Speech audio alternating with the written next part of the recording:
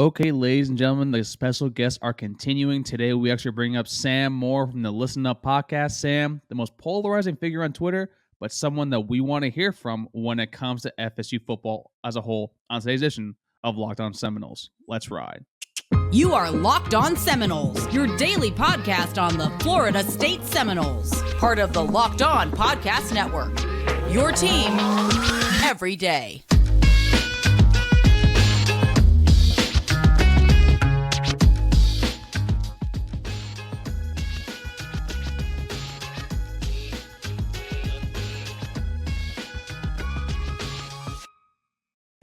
Good morning, good afternoon, and good evening, and welcome back to another edition of Locked On Seminoles. What's up, everybody? It's your boy Drake here. Today's episode is brought to you by Bet Online. Bet Online has you covered this season with more props, odds, and lines than ever before because Bet Online is where the game starts. Today, not only do I have Dave in the stream yard, I have Mr. Sam Moore from the Listen Up podcast. Sam, what's going on, my guy? What's going on, Tally? Chilling, man. It's great to have you back on. We had you on here for the State of the FS Union, and I quote to start from there. I asked you last, I think it was back in February, I think when you were on, that what was your your opinion of last year? And then you started off simply with, it was disappointment. It was embarrassing. I think that was the first 4 words out of your mouth. So fast forward now to the bye week. Expectations, I think, were a little bit higher. You were one of the people that were on the forefront saying that we should have beat LSU. We did start off 4-0. I kind of want to ask you, what were your expectations for the year heading to the season, and how have they been met so far? Going into the season, I thought they would feel a pretty good football team. Good enough to win 7 to 8 games. So we're on pace. They're doing about what I thought they would be doing at this time. It's been somewhat disappointing though, because when you kind of watch how the season's playing out, like you had a chance to kind of steal the NC State game. I don't think you really gave yourself a chance against Wake Forest because of some decision-making that went on in that game. But they're on pace, right? In this back half of the schedule, I think they have a chance to really make a lot of noise. So it's going about how I expected for it to go. I thought we would beat LSU, and even though I do think LSU, if we played them today, we probably wouldn't beat LSU, but we caught them at the right time, and guess what? That win counts, and we ain't got to play them again. So that's right. Sam, how do you reconcile your feelings on how the season's gone when you start 4-0 and it feels like, oh, Florida State might be back, or not back, but like real close, and then you go 0-3? How does that affect your view of how this season's gone? And would you feel differently about where we are right now if you swap that NC State game for, say, Louisville or LSU? You know, I think with this team and with the coaching staff, you have to take a macro look at it. And I think that you can't get so caught up in game by game. You have to kind of take a step back and say, do we think the team is playing better, and are they starting to meet expectations from the game-to-game, down basis? I think, and are they playing to their talent level? I think for the most part, they are playing to their talent level. Are they being coached to their talent level? I think that's another discussion. But then you also got to bake in the idea that you do have a really young head coach, right? And he's going to make in-game mistakes, and he's not perfect, no matter how much people want to make him seem that way. He's not perfect. He makes a lot of mistakes. So I'm not as down. I guess I think they're going to win 8 games still. So I'm not as down yet. Now, like I've said several times, go out and lose against Georgia Tech, it's going to change a lot of the conversation. You know what I'm saying? We're going to have a deeper conversation about what's going on. He said that stuff yesterday, trust me. Yeah, so that's, but I think overall, I think the team is about where I thought they would be at, Now, the bigger thing would be is, should we expect more in year 3? Should we expect to kind of, at this point where we're at, year 3 at Florida State, a further recruiting ground, should we not be able to edge out a Wake Forest, or edge out a NC State, and be in a game with Clemson at the end instead of, trying to just put up a good effort, So that depends on how you feel as a fan, though, right? Yep. I mean, yeah, I think it's a context thing for each person. Like, to me, like we talked about, like I expected 7 to 8 wins. I thought this team could probably steal one and potentially make it to the 9 spot. But then you look at the schedule overall, I didn't think Louisville would be this bad.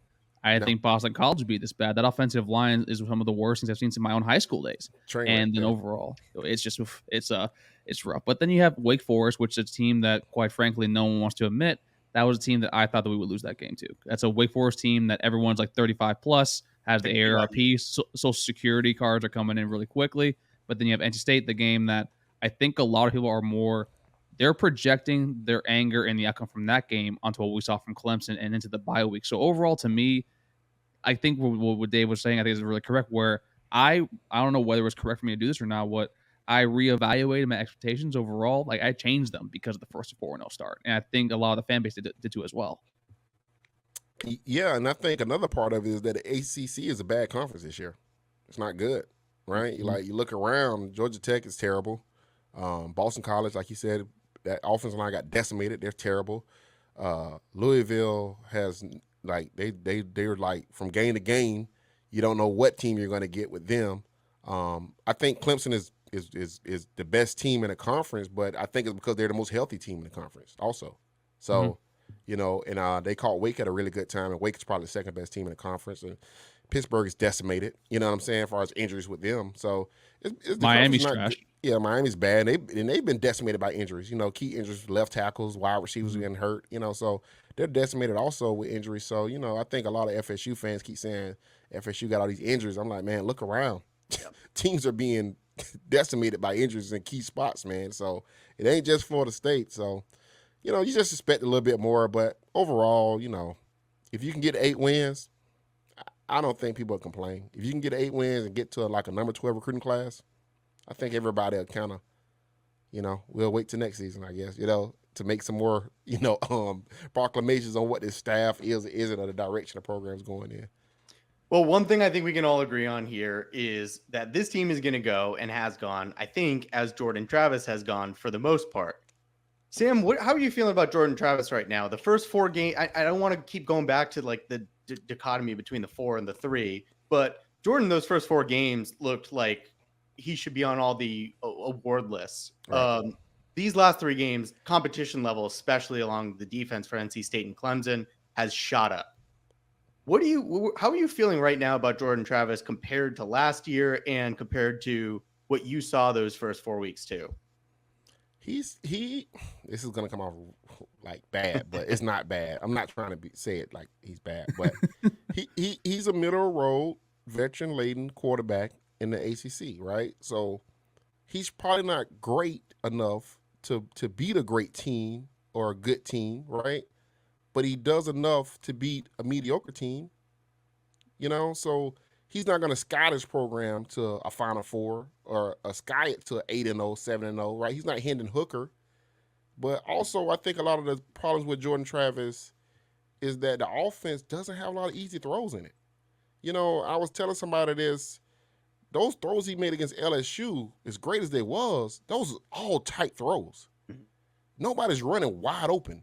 And if you watch the Tennessee game against Alabama, Alabama versus Tennessee, or any team you watch across college football, USC, you see guys get schemed open. Jordan don't have a lot of easy throws to make, and he's not an NFL quarterback. So he's probably not going to make a lot of those hard throws consistently game in and game out. You know, so it depends on the curve you're grading him on. Are you grading him on a James Winston curve, or are you grading him on a Drew Weatherford curve? I think he might be a little bit better than Drew Weatherford. Yeah. Maybe. You know what I'm saying? But not much better, right? You're probably not Chris Ricks. You might be a little under Chris Ricks. You know what I'm saying? It just depends on the curve that you grade him on, you know? You know, I'm not as down on him as everybody else because I wasn't high on him as everybody else was. So, you know, I think you just got to keep it in perspective, to be honest with you.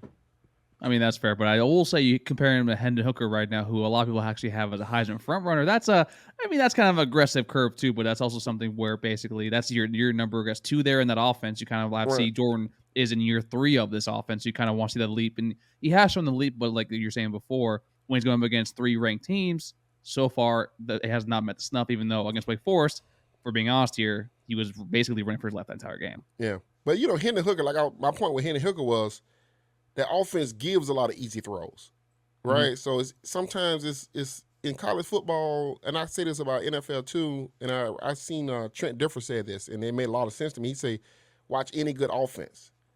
A coordinator should be able to scheme up one guy wide open every quarter, period. If he can't do that, if he can't scheme up a guy wide open every quarter, you got a bad offensive coordinator. And I'm not saying Mike's a bad offensive coordinator, but I'm saying in general, it's not a lot of easy throws in the offense right now for the wide receivers. They do scheme up the tight ends a little bit. Every now and then they scheme up running backs, but the wide receivers is all predicated on one-on-ones constantly. So I'm glad you said that, because my criticism of the offense has always been, why does it look like every team we play always has guys running all over the field? The field looks much bigger for our opponents than it does for us. That has frustrated me too. I'm glad I'm not the only person who sees that. Yeah. It's an optical thing, man, because you don't realize until you're watching other teams. Like, damn, like that's a guy wide open for a touchdown. That's crazy. There's another guy wide open for a first down. That's crazy. And then you watch us, it's like, Johnny Wilson with an amazing catch. You know what I'm saying? Deuce Spann with an amazing catch. Oh, look at that catch by Pokey. Oh my God, these guys are catching all these balls. Like, damn, they don't have a lot of easy. And then if you got to think about it, if you're catching balls like that constantly, you're gonna drop a few. Like you're gonna stop dropping them every now and then because they're so hard to catch. So, it's just one of those things, man. I mean, listen, I mean, that kind of brings away, thinking about it deeply, a lot of them are highly contested catches. Like, I think the touchdown for NC State with Micah Pittman, where it catches, on his helmet, the David Tyree kind of thing. And they're difficult. They're really, really difficult. But, Dave, you know what's not super difficult overall, actually, here on Locked On Seminoles? Tell me. It's our friends over at Sweatblock, folks. If you're watching this on YouTube, if you're listening to the audio, as you can tell, I'm a heavier set individual. I'm a big boy. I'm the president of the Tribunal of Thickness, and Sweatblock, I'm an attorney. I wear suits and ties every single day, and I work in South Florida. So I'm happy at the cold fronts here, but during the summer, your boy is boiling. But folks, head on over to sweatblock.com today, because Sweatblock was created by a doctor to help with your own excessive sweating. It is doctor created and doctor recommended. If you or someone you love is experiencing embarrassing sweat or odor, I don't have the odor, but if you have the odor, try Sweatblock. Save 20% with promo code LOCKEDON, LOCKEDON at sweatblock.com, which also, folks, is available on Amazon. All right, Dave, I think you have a question here that you have prepping before the show. Just make sure it's not crab related, because I know Sam is going through his feels right now when it comes to eating crabs and live crabs. So depressing, dude. Have you seen those crabs? Yep. Oh, yeah. Wow, dude. What is wrong with us? Yeah. We're animals, bro. I got nothing for that. I saw it and I got nothing. Wow. Dude. What I do got for you, though, is speaking of Twitter, I don't know if it feels the same way to you. Maybe it's just me. I don't think it is. It feels like anytime anybody in this fan base on Twitter says anything remotely negative about the coaching staff, and especially Mike Norvell, it's met with just shunning them out of the fan base, and their opinion must be invalid because they said anything critical. What is it about Mike Norvell that has made him so beyond reproach to this fan base? I don't, it's weird, man. But what I think it is, I think the fan base is sensitive after the Taggart situation, right? And I think they're sensitive after the Jimbo situation. And I think the people that like Mike Norvell, that was applauding the hire, want to be right about the hire, right? They want to be right about it. And I think they shun all negativity towards the hire, where they're starting to lose objectivity when we just talking basic football things. You know what I'm saying? So now you can't even say basic things that you have a problem with, because you're being negative. And it's the funny retort to me that's always come to me is, well, Sam, he got to get better players. I'm like, well, he get a chance to recruit them every offseason. Your words. Yep. Agreed. But I think the fan base is just very sensitive about him, because I think fans don't want to start over. They really want him to be the guy. They want him to be soundly the guy. They don't want to go through a coaching change, and I think a lot of reason why that is because they don't know if we're going to get a better coach. You don't know what you're going to get when you go through coaching changes. You know what I'm saying? And I think that got a lot to do with it too. Sam, I'm just going to ask it then. Is Mike Norvell the guy? And if not, what does he have to do to prove it to you? Okay, I'm going to say this. I'm going to define my terms on this. As somebody that's tried to fire Mike Norvell after signing day. Oh yeah, we know. I was in that space. We were all in that space. Yeah, I did my part. Okay.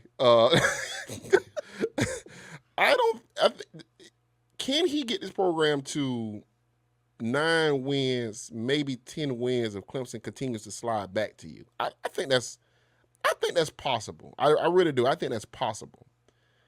But from what I see from him from a recruiting standpoint, program management standpoint, on the field coaching standpoint, I don't think he's ever going to put enough talent on the field that's going to lap 6 or 7 other the top teams in the country.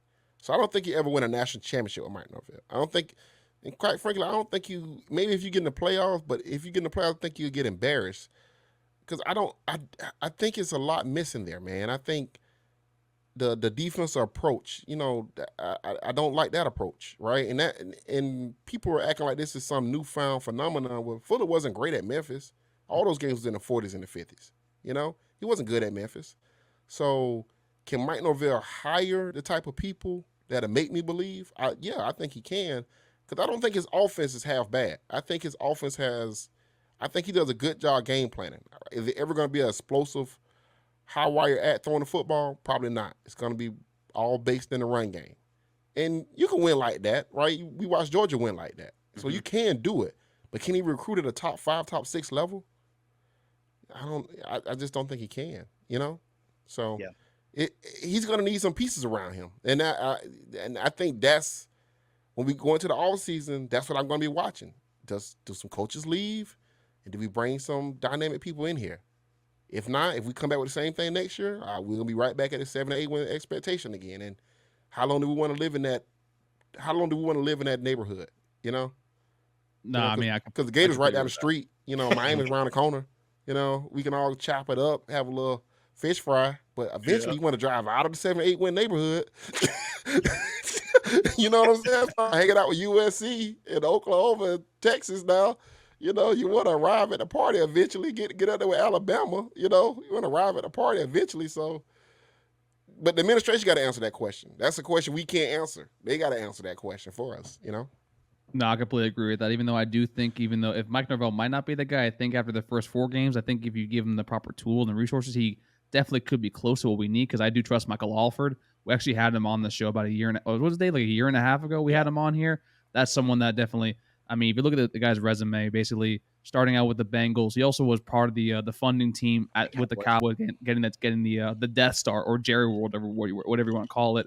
And he was over at Oklahoma and CMU, so he knows what it takes overall to win. So then my question is, this is, I guess, a little more, micro when it comes to staff. What positions then do you think need to be improved when it comes to staff heading into the offseason? Because right now I have a few names off of my head. Dave knows a few of them because I bemoan him every damn day when we have a chance to. But yeah, I mean, you asking me, right?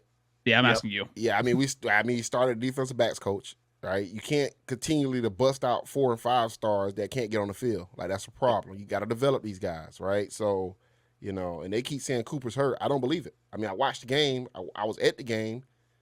That guy was not getting medical attention when he came off the field. That dude's just sitting there. And is he not good anymore?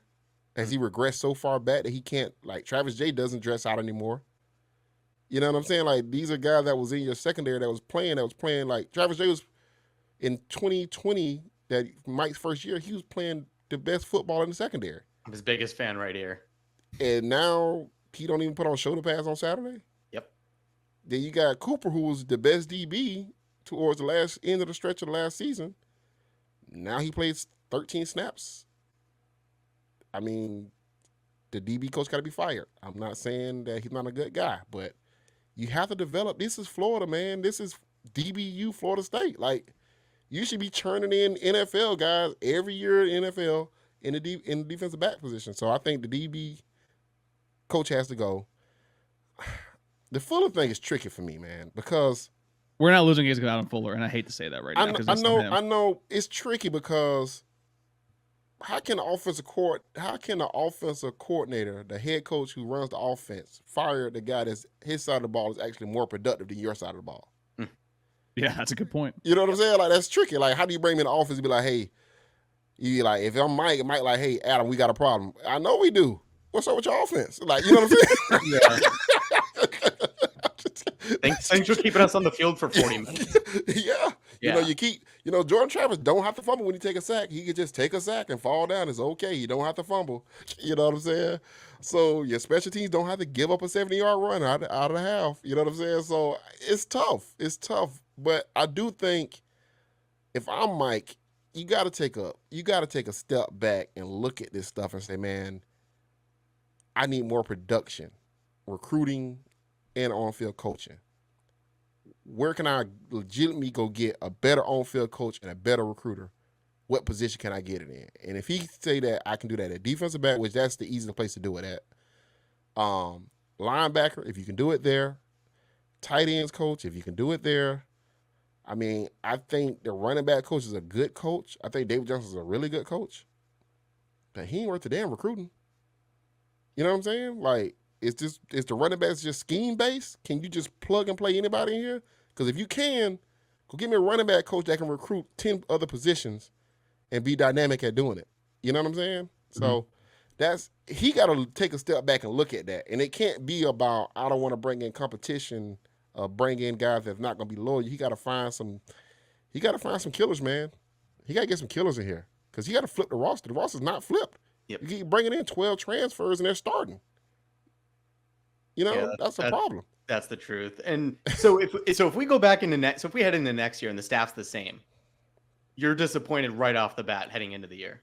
Yeah, I mean we'll pretty much have the same expectations, 7, 8 wins. And then you start asking yourself, is this just where we reside at? And that's a bigger problem to me. That's a bigger problem. Yeah, I can agree with that because I definitely do think that there needs to be some improvement to the staff because I think overall, like you're right with Adam Fuller, I think primarily he's been the better coordinator, the coach's side of the ball overall for the season, but also primarily I don't think he's going to be here past his year because one, his contract is up in December, but also I wouldn't be surprised if you see him being a head coach at some small group of 5 school out there somewhere. That'd be awesome. And that would be great for him too.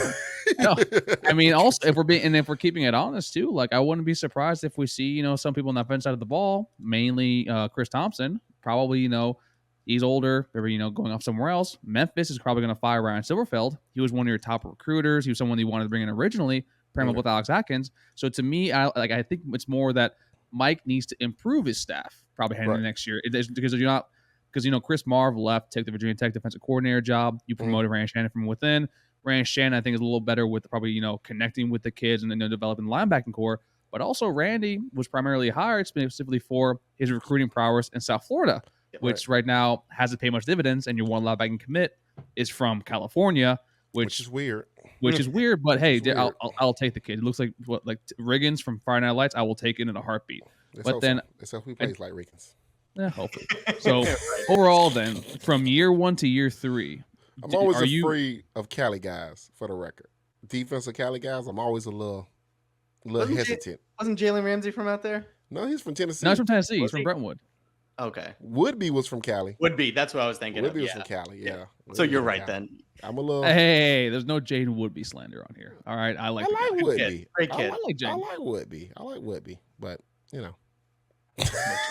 All right, and on that note, you know what? Let's go back to actually something that probably we all can talk about right now. And Dave, you know what that is? I do.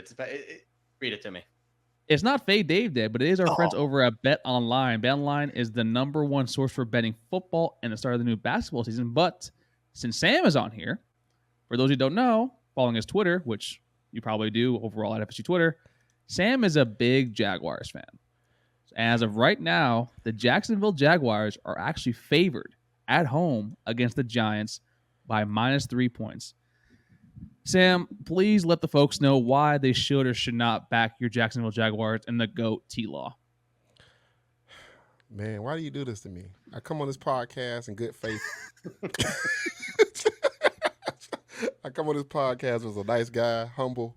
You know what I'm saying? You got to make me talk about the Jaguars. That's what we're doing. Oh, I'm going to ask you another one in the next break. So, yeah. True. Actually, I'm going to take the Jaguars to beat the Giants because we got to win a game eventually.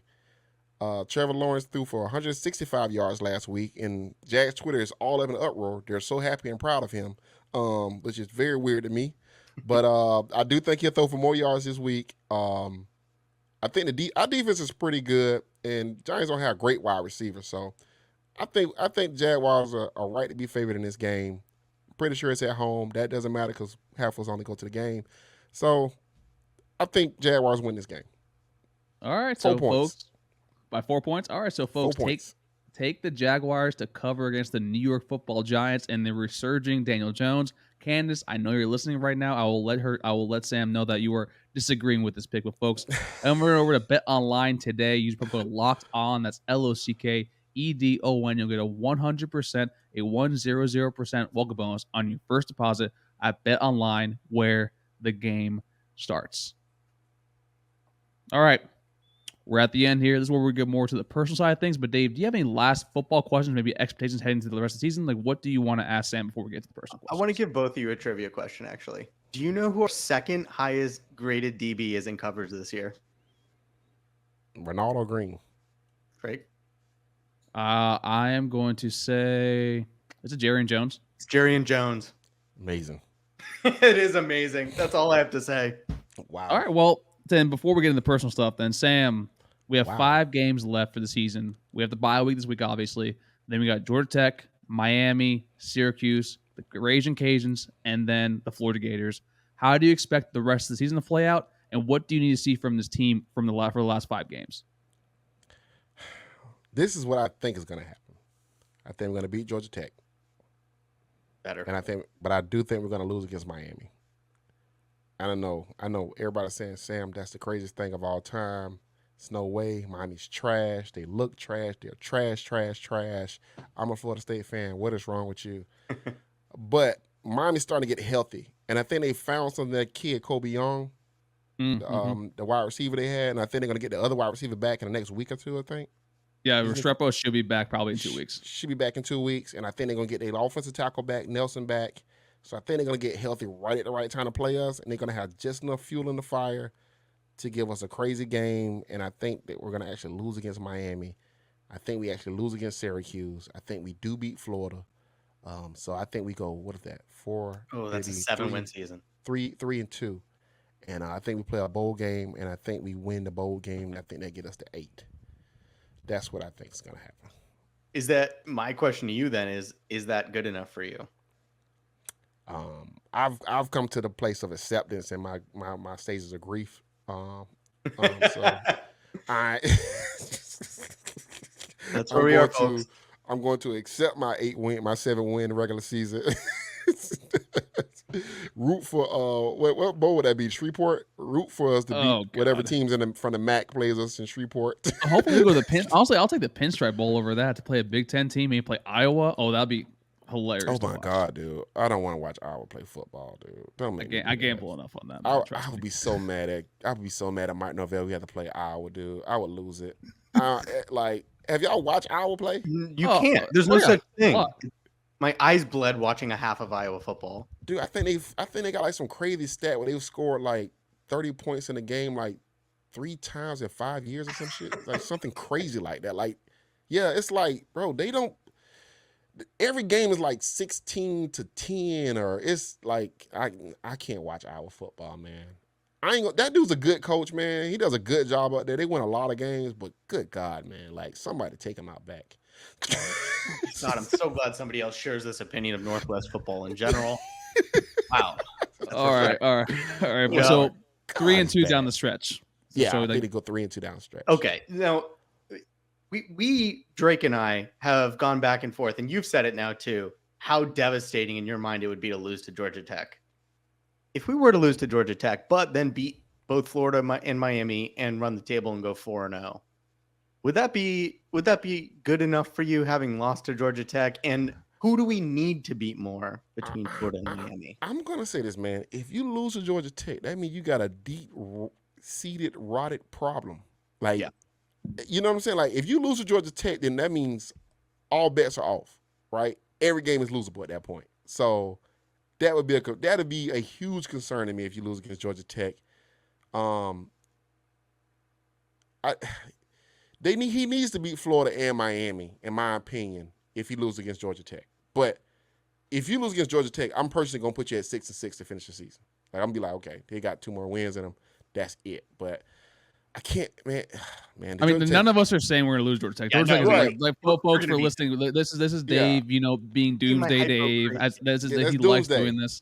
But that is a break glass. Like, get on the red phone if they lose against Georgia Tech. Like, cause that's a deep problem you got. That means something awful's happened, really awful. But I don't think they'll lose against Georgia Tech. I think they'll beat Georgia Tech.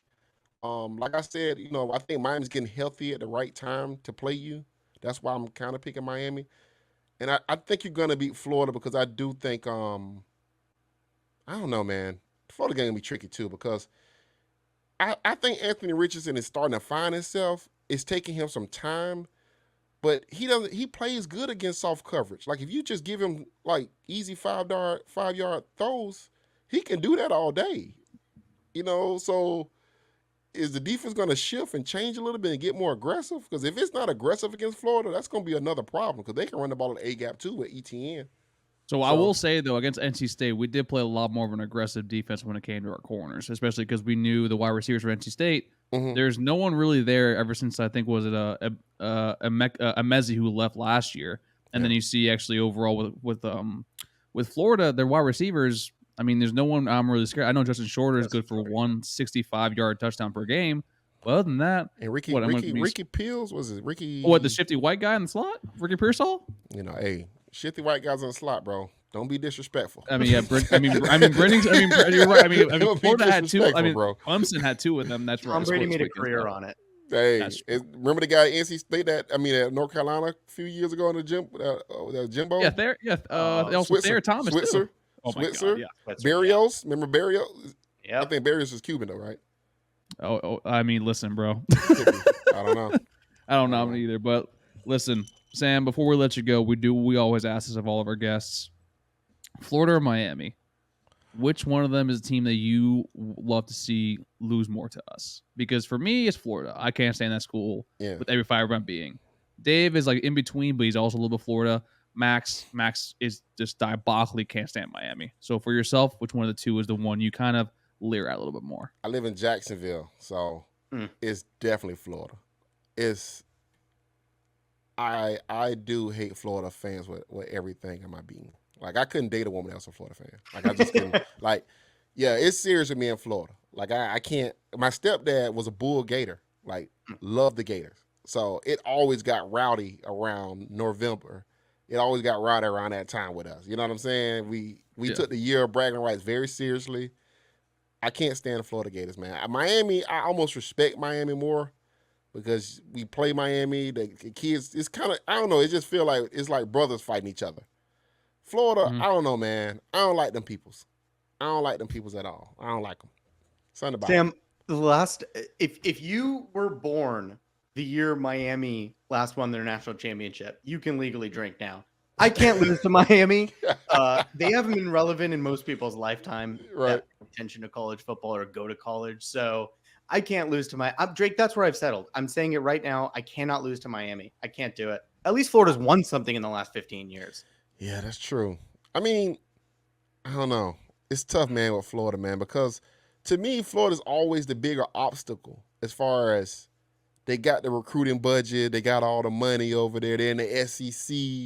And it's like beating them is always like a bigger feather in your cap when you beat them. You know what I'm saying? It's not like you beat up on poor Miami that broke Miami. You beat up on Florida, it's like you beat up on this big SEC team. You know what I'm saying? So I always – and Spurrier just made it – he made the rivalry so fun back in the 90s, man. That's when I started watching football. So, that's just how it goes.